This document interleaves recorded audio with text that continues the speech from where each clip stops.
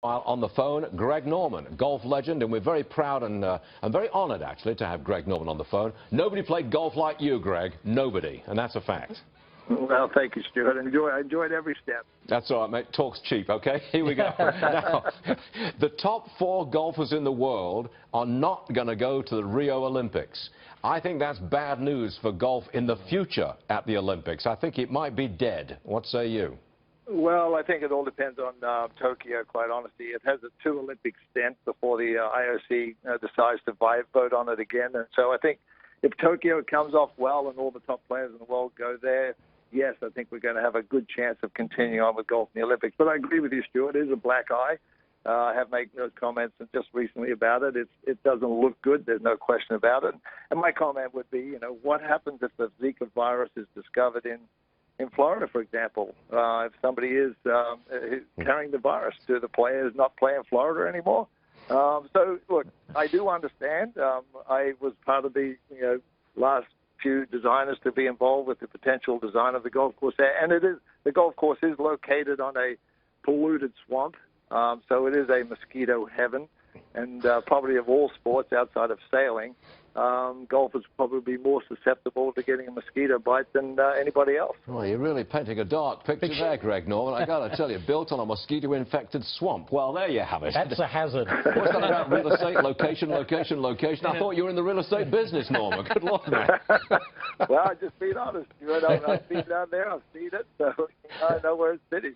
But in all seriousness, the Rio Olympics are beset with problems. They've got a political crisis, an economic crisis, the Zika virus, and now we hear the entire Russian team, the Olympic team, could be banned from the Olympics.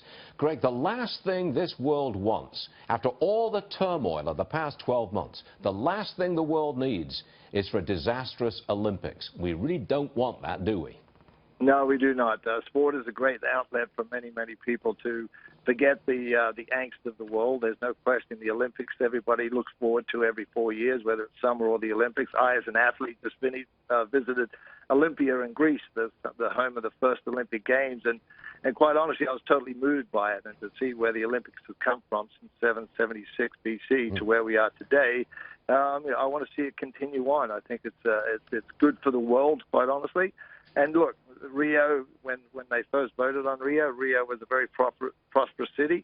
The GFC really kicked them hard in the teeth, but unfortunately, nobody has the looking glass at the end of the future. So hopefully that does come off.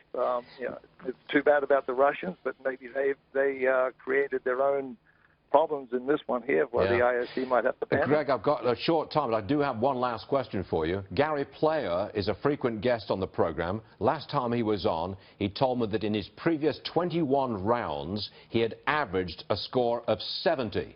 The man is 80 years old. Can you beat that, Greg Norman? Well, it depends on what tee I play off, I guess. I probably could. If you play off the championship tee, probably not. But good for him. I know Gary still plays a lot. He's very strong and very fit, so good on him. All right. Greg Norman, it was a pleasure and an honor to have you on the show. You're a great golfer, and it's a real pleasure to have you with us, sir. Thank you, Greg Norman. Thanks, Stuart. Yes, sir. Thank you.